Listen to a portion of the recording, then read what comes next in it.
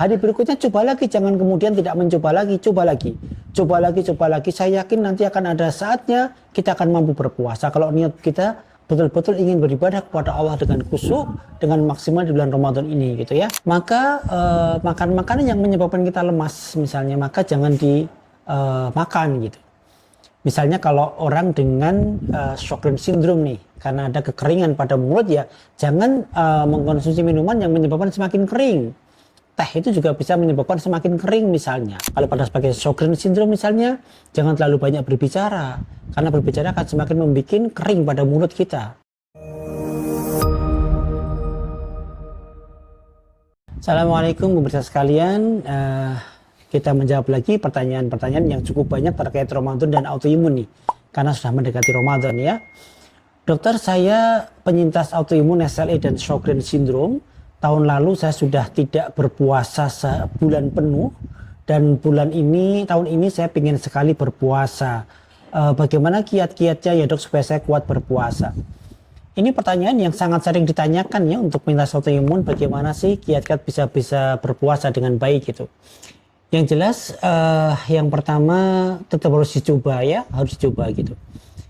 Kita mohon kepada Allah, kita berdoa kepada Allah agar dimampukan berpuasa, dikuatkan berpuasa ya, dilancarkan 30 hari penuh, karena doa itu akan bisa merubah semuanya. Kita sebutkan dalam hadis kan, la yarudul qada illa du'a, tidak ada yang bisa merubah qada kecuali doa. La yarudul qadar illa du'a, tidak bisa merubah qadar kecuali doa dari kita. Maka doa lantunkan sebanyak-banyaknya, mohon kepada Allah.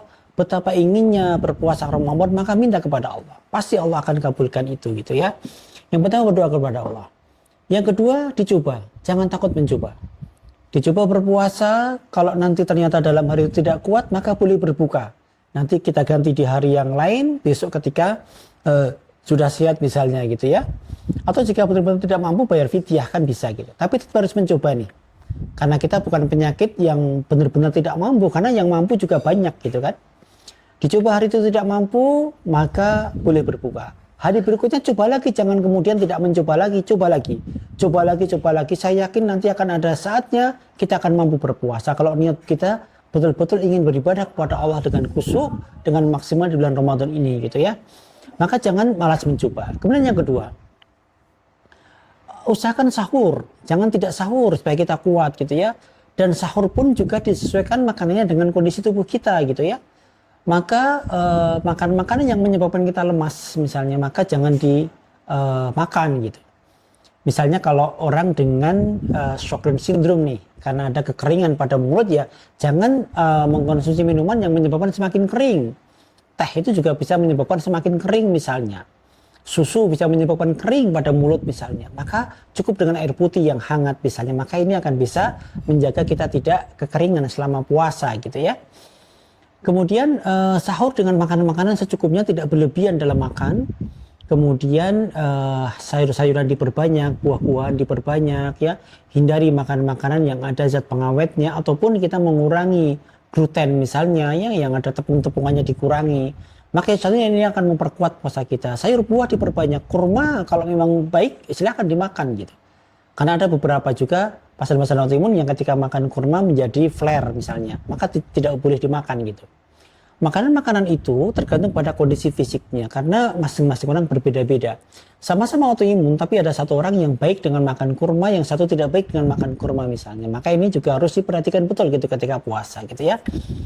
Kemudian ketika berpuasa jangan melakukan aktivitas yang terlalu berlebihan, karena itu akan menguras tenaga kita menjadi semakin lemas misalnya. Kalau pada sebagai Sjögren syndrome misalnya, jangan terlalu banyak berbicara, karena berbicara akan semakin membuat kering pada mulut kita. Jangan berdiam lama di kipas angin ataupun di AC, karena dia akan semakin kering nanti. Mulut kita kering, mata kita kering, mulut kita kering. Kita akan menjadi tidak kuat puasa nantinya gitu ya. Kemudian yang SLE jangan terlalu sering di sinar matahari terik ya, itu akan menjadi masalah nanti. Sehingga kita tidak kuat puasa. Maka lakukan apapun kegiatan-kegiatan yang bisa memperkuat fisik kita agar kita mampu berpuasa gitu. Tapi juga tidak boleh berdiam diri di kamar terus, itu malah jadi masalah, jadi malah lemes sekali. Tetap lakukan aktivitas seperti biasa, tapi kurangi aktivitasnya biar tidak terlalu kecapean. tidak terlalu menguras energi, itu akan membuat kita semakin lemas gitu. Maka atur sedemikian rupa supaya kita kuat dengan puasa kita gitu ya. Jangan takut untuk mencoba, coba saja. Tidak kuat, berbuka. Besok dicoba lagi. Begitu seterusnya dan seterusnya. Insya Allah, Allah akan berikan kekuatan kepada kita.